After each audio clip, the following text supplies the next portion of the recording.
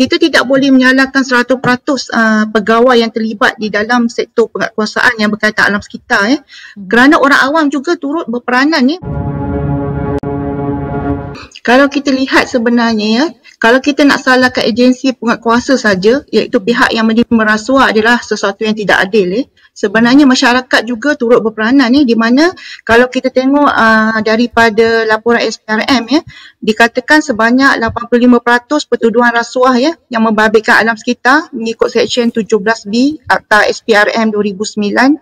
menyatakan kesalahan memberi rasuah adalah oleh orang awam kepada pegawai agensi penguatkuasa Jadi ini menunjukkan kita tidak boleh menyalahkan 100%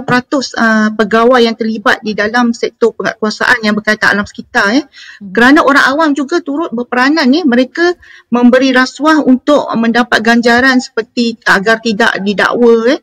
dan sebagainya. Jadi ini menunjukkan yang kedua-dua pihak iaitu orang awam, masyarakat termasuklah golongan muda seperti saudara Lim cakap tadi yang bakal menceburi bidang pekerjaan yang akan memegang jawatan penting seperti pelaksana seperti pegawai penguatkuasa dan sebagainya mestilah diberi kesedaran awal berkaitan dengan pihak atasan yang melakukan rasuah dan dia akan memberi kesan kepada pekerja-pekerja yang di bawah kawalan beliau seperti pegawai penguatkuasa dan sebagainya itu ada tidak benar sebab kalaupun pihak atasan terlibat pegawai-pegawai mereka terlibat tetapi jika mereka pegawai-pegawai yang lain yang di bawah pegawai yang terlibat tadi mempunyai jati diri yang kuat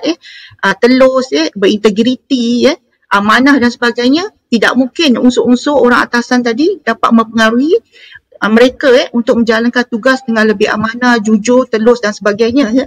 kerana kalau kita tengok kebanyakan isu rasuah ni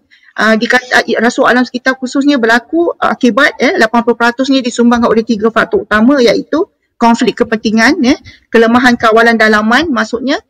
bergantung pada individu itu sendiri dan juga akibat kurang ketelusan. Jadi faktor orang atasan dan sebagainya memang ada persentage ataupun peratusan untuk menyumbang tetapi ia bukanlah satu-satunya faktor utama. Yang penting individu itu sendiri kita sendiri jika kita ada faktor seperti agama yang baik kekuatan dalaman tadi macam saya ulang tadi jati diri yang kuat, amanah, telus dan sebagainya tidak mungkin apa saja yang didorong kepada perbuatan rasuah sama ada oleh orang atasan ataupun orang awam untuk memberi rasuah bagi sesuatu tujuan tu tidak akan berlaku jika kita sendiri pegawai penguatkuasa mempunyai apa yang saya katakan tadi faktor-faktor berkaitan.